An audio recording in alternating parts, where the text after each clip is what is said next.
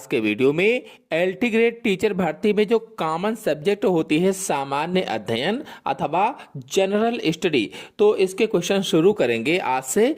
और इसके बारे में थोड़ी सी जानकारी पहले आपको बता देते हैं, इसके बाद क्वेश्चन लेंगे। तो एलटी ग्रेड टीचर भर्ती में कुल 150 प्रश्न होते हैं। जो पेपर होता है, पूरा पेपर 150 प्रश्नों का होता है, जिसे दो भागों में बांटा गया है।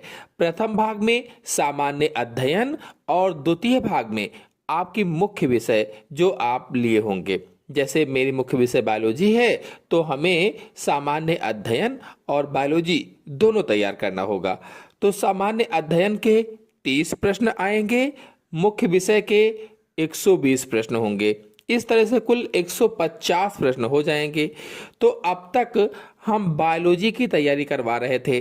अब बायो के साथ साथ आज से एलटी ग्रेड के कॉमन सब्जेक्ट सामान्य अध्ययन अथवा जनरल स्टडी की भी तैयारी करवाएंगे। तो इस सब्जेक्ट में सबसे पहले भारत का इतिहास और भारतीय राष्ट्रीय आंदोलन पर आधारित एमसीक्यू लेंगे। चलिए शुरू करते हैं। तो इस टॉपिक पर आधारित पहला क्वेश्चन है, वर्धमान महावीर अन्य किस नाम से विख्यात हैं? 4 ऑप्शन आपके सामने लिखे गए हैं। वर्धमान महावीर अन्य किस नाम से विख्यात हैं? सोचिए और उत्तर देने की कोशिश कीजिए कि कौन सा आंसर सही हो सकता है। तो आंसर सही होगा इसमें से डी, जैन नाम से विख्यात हैं। आपको बता दें कि वर्धमान महावीर एक भारतीय धार्मिक और आध्यात्मिक नेता थे। ये जो बातें हम आपको बता रहे हैं, इनसे भी प्रश्न बनते हैं, प्रश्न पूछे जाते हैं, इसलिए एक एक पॉइंट को अच्छे से सुनेंगे। तो वर्धमान महावीर एक भारतीय धार्मिक और आध्यात्मिक नेता थे, जिन्हें जैन धर्म का 24वां और अंतिम तीर्थकार माना जाता है। महावीर को जैन धर्म का 24वां और अंतिम तीर्थकार माना जाता है। तो इस लाइन पर भी प्रश्न बनता है, एक एक लाइन इंपॉर्टेंट है। तीर्थकार का मतलब सर्वोच्च उपदेशक होता है। तीर्थकार का क्या मतलब है? सर्वोच्च उपदेशक। और इनके पिता का नाम सिद्धार्थ था और माता का नाम त्रिशला था। जो महावीर थे, इनके पिता का नाम सिद्धार्थ और माता का नाम त्रिशला था। आपको बता दें कि जैन धर्म में प्रथम तीर्थकार ऋषभ देव थे। यह भी पूछा जाता है कभी कभी। तो प्रथम तीर्थकार कौन थे? ऋषभ देव थे। और अंतिम तीर्थकार महावीर थे, और ये 24वें तीर्थकार थे जो महावीर थे। तो इस तरह से प्रश्न पूछे जा सकते हैं कि प्रथम तीर्थकार कौन थे, अंतिम तीर्थकार कौन थे, 24वें तीर्थकार कौन थे। तो इस तरह से प्रश्न बनते हैं। तो एक एक पॉइंट को अच्छे से सुनेंगे। नेक्स्ट क्वेश्चन है, आमतौर पर किसे लौह पुरुष के नाम से जाना जाता है? आमतौर पर किसे लौह पुरुष के नाम से जाना जाता है? सोचिए और बताइए। वैसे तो सभी लोग इस प्रश्न का आंसर जानते होंगे कि जो लौह पुरुष हैं वो सरदार वल्लभ भाई पटेल हैं। यानी पहला वाला ऑप्शन सही होगा, सरदार वल्लभ भाई पटेल। आपको बता दें कि सरदार पटेल को लौह पुरुष उनके दृढ़ संकल्प, मजबूत नेतृत्व और भारत को एकीकृत करने में निभाई गई भूमिका के कारण कहा जाता है। जो सरदार पटेल को लौह पुरुष कहा जाता है, तो उनके दृढ़ संकल्प और मजबूत नेतृत्व के कारण कहा जाता है। और इन्हें सरदार की उपाधि बारडोली सत्याग्रह के दौरान वहां की महिलाओं ने दी थी। बहुत ज्यादा इंपॉर्टेंट क्वेश्चन है, हर एक पॉइंट को अच्छे से सुनेंगे। इन्हें सरदार की उपाधि किसने दी? तो सरदार की उपाधि बारडोली सत्याग्रह के दौरान वहां की महिलाओं ने दी थी। बाद में महात्मा गांधी ने भी उन्हें इसी नाम से पुकारा था। नेक्स्ट क्वेश्चन है, महावीर का प्रथम शिष्य कौन था? सोचिए और बताइए। जो महावीर थे, इनका प्रथम शिष्य पूछा गया है, कौन था? आप लोग कमेंट बॉक्स में रिप्लाई दे सकते हैं, चैट बॉक्स में रिप्लाई दे सकते हैं। वीडियो को लाइक ना किया हो तो लाइक जरूर करें और अपने सभी दोस्तों को शेयर करें। ये रेगुलर वीडियो आपको प्राप्त होते रहेंगे। एलटी ग्रेड की कॉमन सब्जेक्ट जो जनरल स्टडी है या सामान्य अध्ययन है, इसके भी वीडियो अब आज से इसी चैनल पर मिलेंगे और बायो की भी वीडियो मिलेंगे। तो एक बायो का, एक इसका, एक बायो का, एक इसका, इस क्रम में आपको मिलते रहेंगे। तो महावीर का प्रथम शिष्य जमाली था। ऑप्शन सही होगा इसमें से डी, महावीर का प्रथम शिष्य जमाली था।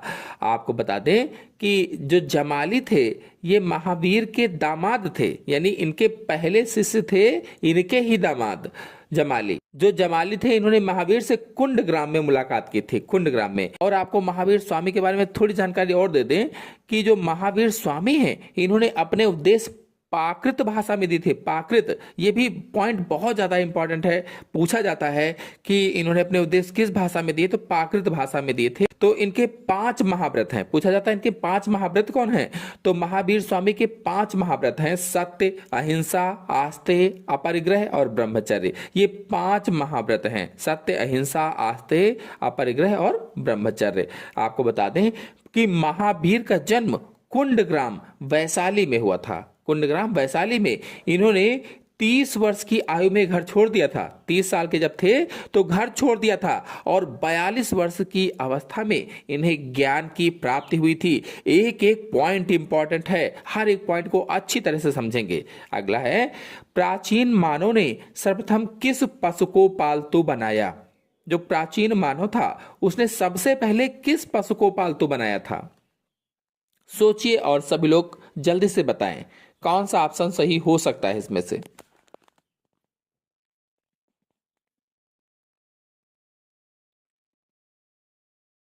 तो आंसर सही होगा इसमें से बी, प्राचीन मानव ने कुत्ते को सबसे पहले पालतू बनाया। अब अगर प्रश्न पूछा जाए कि किस काल में पालतू बनाया, तो बताएंगे मध्य पाषाण काल में पालतू बनाया। प्राचीन मानव ने सबसे पहले किस पशु को पालतू बनाया, तो कुत्ते को। और कहीं यह पूछ लिया जाए कि किस काल में पालतू बनाया था, तो मध्य पाषाण काल में बनाया था। अगला है, मानव ने कृषि कार्य किस युग से आरंभ किया। मानव जो था उसने कृषि कार्य किस युग से आरंभ किया था। 4 ऑप्शन आपके सामने दिए गए हैं, सोचिए और बताइए कि कौन सा ऑप्शन सही हो सकता है।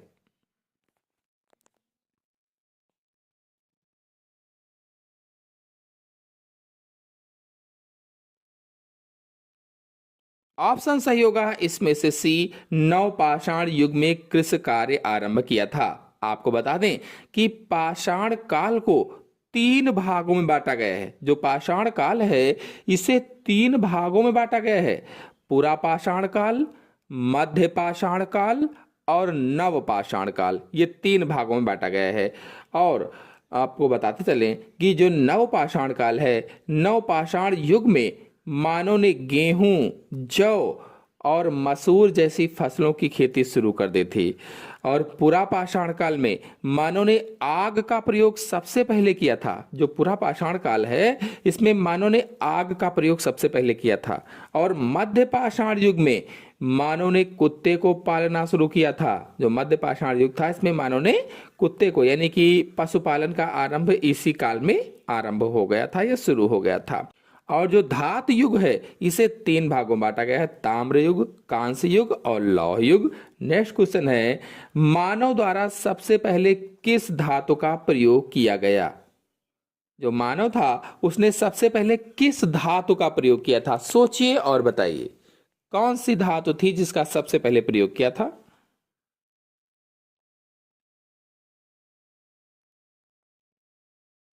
तो आंसर सही होगा इसमें से बी, तांबा। जो तांबा है इस धातु का सबसे पहले प्रयोग किया था, यानी मनुष्य ने सबसे पहले तांबा या कापर धातु का प्रयोग किया था।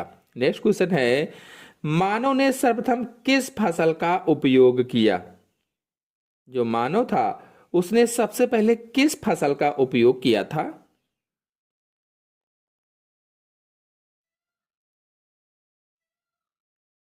तो आंसर सही होगा इसमें से पहला, जौ का प्रयोग किया था। जौ का, मानव ने सबसे पहले जौ का उपयोग किया। आपको बता दें कि हड़प्पा में जौ की 2 किस्मों की खेती की जाती थी। इसके अतिरिक्त कपास व खजूर का भी वर्णन मिलता है। वह लोग जौ को यौ भी कहते थे। जौ को क्या कहते थे, यौ भी कहते थे, यौ। और नेक्स्ट क्वेश्चन पर आते हैं, नवपाषाण युग में चावल की खेती का प्राचीनतम साक्ष्य कहां से मिला है। नवपाषाण युग में चावल की खेती का प्राचीनतम साक्ष्य कहां से मिला है, बताना है।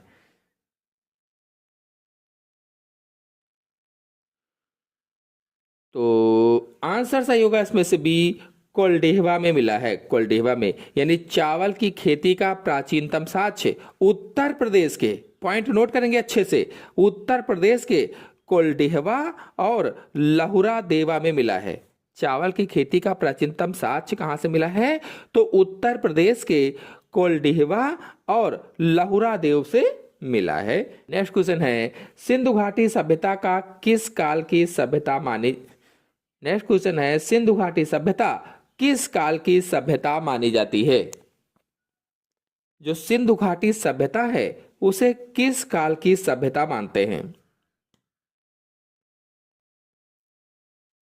आंसर सही होगा इसमें से सी, कांस्य काल की मानते हैं। बता दें कि सिंधु घाटी सभ्यता प्राचीन मिस्र और मेसोपोटामिया की सभ्यताओं के साथ दुनिया की शुरुआती सभ्यताओं में से एक थी। कहाँ? तो सिंधु घाटी सभ्यता प्राचीन मिस्र और मेसोपोटामिया की सभ्यताओं के साथ दुनिया की शुरुआती सभ्यताओं में से एक थी। और इस सभ्यता के प्रमुख स्थल मोहनजोदड़ो और हड़प्पा हैं। इस सभ्यता के प्रमुख स्थल कौन से हैं?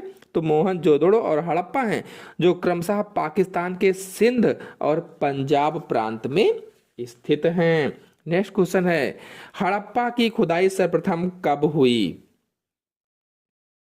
हड़प्पा की खुदाई सबसे पहले कब हुई थी? बताइए कौन सा सही हो सकता है ऑप्शन।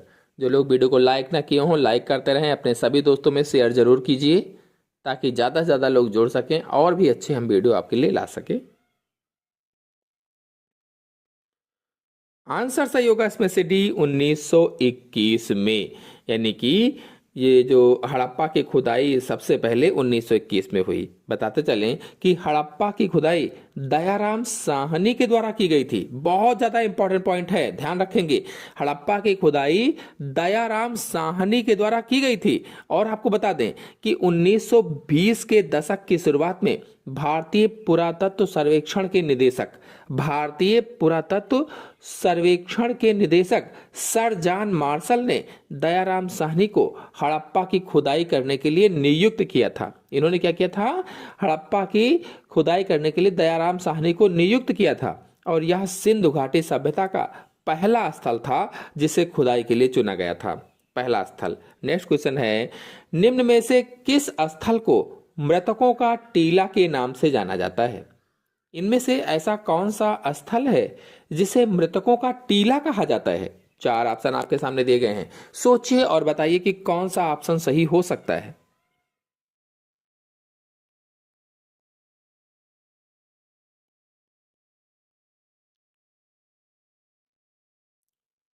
तो ऑप्शन सही होगा इसमें से सी, मोहनजोदड़ो को मृतकों का टीला कहा जाता है। बता दें कि मोहनजोदड़ो का अर्थ है मृतकों का टीला, और यह नाम इसलिए पड़ा क्योंकि जब इस स्थल की खुदाई की गई तो वहां बड़ी संख्या में मानव कंकाल मिले थे, अधिक संख्या में मानव कंकाल मिले थे, जिससे ये पता लगा कि यह भी कभी मृतकों को दफनाने का स्थान रहा होगा। नेक्स्ट क्वेश्चन है, मोहनजोदड़ो के टीले की खोजने का श्रेय किसे है?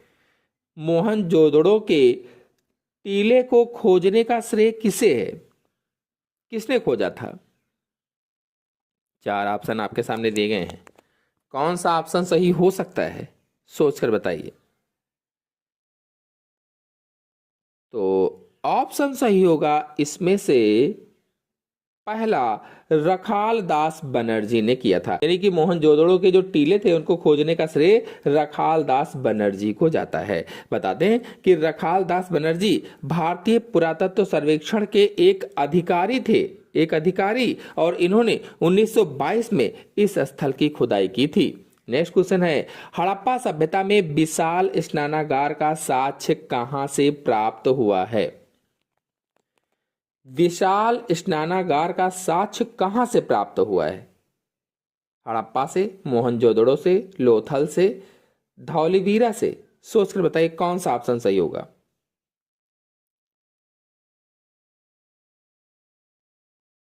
तो ऑप्शन सही होगा इसमें से बी, मोहनजोदड़ो। यानी हड़प्पा सभ्यता में विशाल स्नानागार का साक्ष्य मोहनजोदड़ो से मिला है। और यहाँ विशाल स्नानागार एक आयताकार जलाशय है। कैसा है? आयताकार जलाशय है जो ईंटों से बना है, ईंटों से, और उसके चारों ओर बरामदे बने हुए हैं, कमरे और सीढ़ियां बनी हुई हैं। स्नानागार के पास में एक कुआं भी था जिससे पानी भरकर स्नानागार में डाला जाता था। नेक्स्ट क्वेश्चन है, निम्नलिखित में से कौन सा युग्म सुमेलित नहीं है?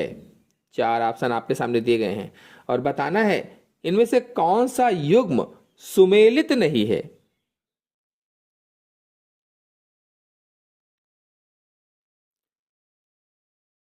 सोचिए और बताइए।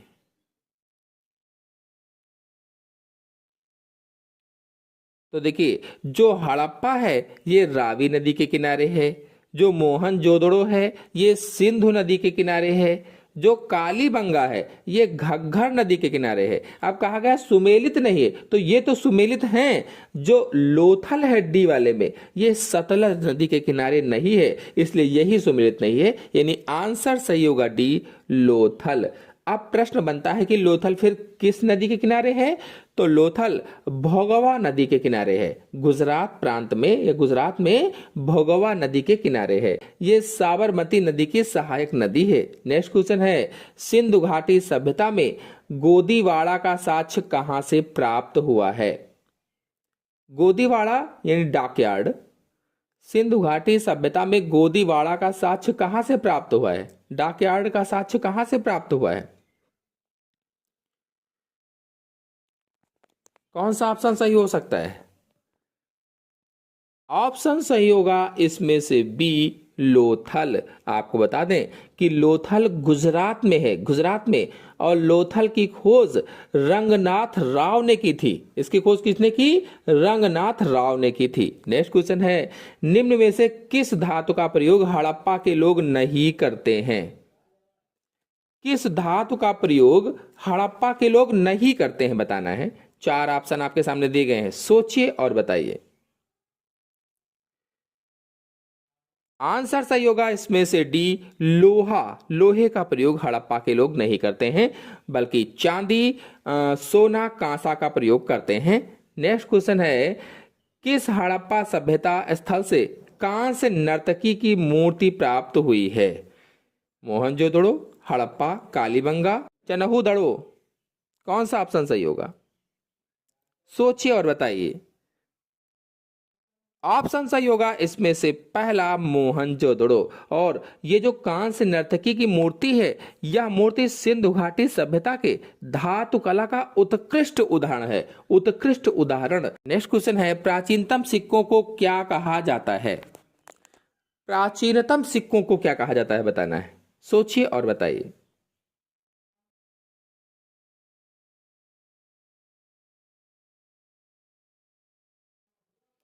तो आंसर सही होगा इसमें से सी, आहत सिक्के कहा जाता है, आहत सिक्के। और आहत सिक्कों को पंच चिन्हित सिक्के भी कहते हैं, पंच चिन्हित सिक्के। पंच चिन्हित सिक्के इसलिए कहा जाता है क्योंकि इसमें ठप्पा मारकर या पंच करके चिन्ह बनाए जाते थे, इसलिए इन्हें पंच चिन्हित सिक्के भी कहा जाता है। नेक्स्ट क्वेश्चन है, हाथी गुफा अभिलेख का संबंध किस राजा से है? आपको बता दें कि हाथी गुफा अभिलेख उड़ीसा में है, उड़ीसा में।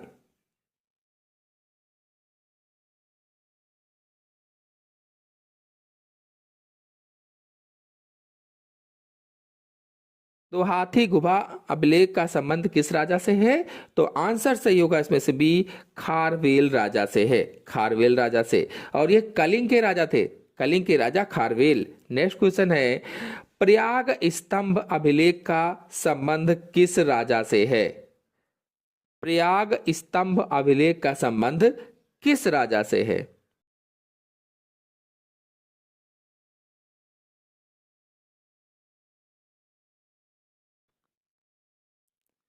ये जो प्रयाग स्तंभ अभिलेख है ये उत्तर प्रदेश राज्य में स्थित है, उत्तर प्रदेश राज्य में। और उत्तर प्रदेश में कहाँ? तो प्रयागराज में यह अभिलेख स्थित है, प्रयागराज में।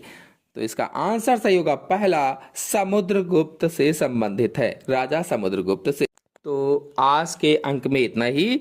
अगले अंक में और भी इसके आगे के क्वेश्चन लेकर के आएंगे। आशा है आपको अच्छी तरह से सभी क्वेश्चन समझ में आ गए होंगे। आ गए हो तो वीडियो को लाइक कीजिए, अपने सभी दोस्तों में शेयर कीजिए, और चैनल पर पहली बार आए हैं तो चैनल को सब्सक्राइब भी कर लीजिए। धन्यवाद।